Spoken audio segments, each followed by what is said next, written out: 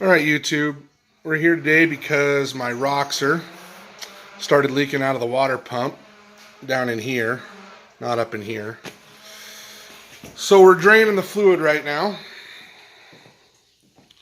Seems to be a pretty simple design, pretty easy to work on. Just going to let it drain. I wanted to give you guys my thoughts and opinions on the water pump and just kind of the overall construction of the Mahindra. So we got this, of course, from Mahindra, and they warrantied it. We haven't driven it much. It's been sitting a lot. I don't know if that contributed to why it went out. And I suppose talking this thing up because it did actually go out, it might be a little stupid, but could have been a bad day on the assembly line. I don't know. When you look at it, it really is a stout unit. It's all cast iron.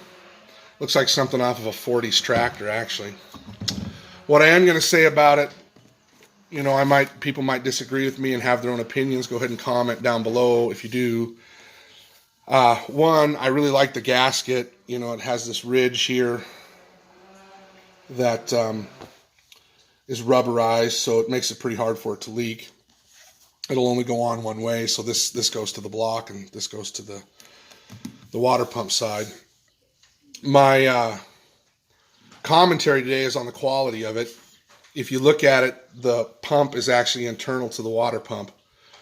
So if you have problems, it's not likely that this area here on most water pump systems is finned and goes up against either an aluminum case, which is removable on most vehicles, but requires a lot of work, and you'd probably never get your gasket to seal right again down at the oil pan, or you can always tell you did it anyway. You got to glue it all back together. And some vehicles, this part where the fins would be that go up against the block, when that wears out, your water pump starts to wear out, it chews that up, or you get cavitation, and it actually hurts the block. And I know there were solutions done by Ford, even like in their diesels, where they took the water pump and they moved it aside to the vehicle in its own case, with the hoses basically going to it, to the block to pump the water. Everything's inside the case, and this can't wear out the block if something were to go wrong. Also, it's just stout, and you can tell it was machined, you know, and built with iron. I like that idea. I mean, I get the idea that there's no weight savings on this, but, you know, nothing really beats cast in engine production as far as I'm concerned. I mean, a lot of people like their aluminum, but I'm more of an iron guy. But if you guys, you know, if this is happening to you guys and if this is a problem, I haven't heard that it is, you know, leave a comment down in the bottom. Let us know. I don't know. Mine just was dripping a little bit right on the front seal. Like I said, it could have been just a bad day at the factory. I'm sure that, you know, India or wherever this was manufactured has drug problems and everything else in their factories like America does. So who knows what had happened that day when they built it, or maybe there's an actual inherent design flaw here.